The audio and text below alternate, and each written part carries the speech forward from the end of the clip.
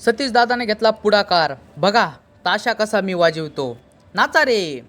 नमस्कार मित्रांनो, मी श्रेयस गायकवाड. आजचा दिवस विलक्षण होता, कारण आज आपल्याला गणरायाला निरोप देण्याची वेळ आली होती, म्हणजेच विसर्जन सोहळा.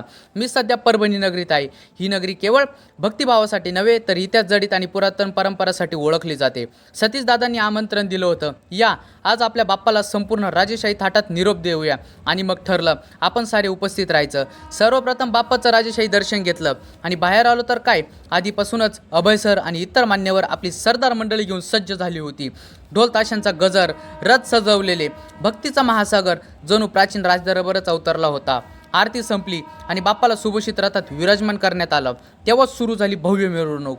ढोल ताशांच्या गजरात भक्तांचा जल्लोष, नृत्य, घोषणाबाजी, गणपती बाप्पा मोरया, गणपती बाप्पा मोरया.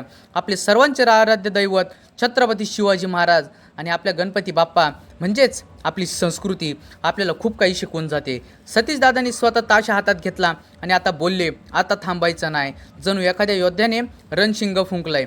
रामदादा भगवा झेंडा घेऊन अखंड हिंदू राष्ट्राचा जयघोष करत होते. क्रांती चौकात पोहोचतात भव्य फौजफाटा, गर्दी आणि सुरक्षिततेसाठी सज्ज उभे असलेले पोलीस बांधव दिसले. हे दृश्य खऱ्या अर्थाने राजेशाही वैभव दाखवत होतं.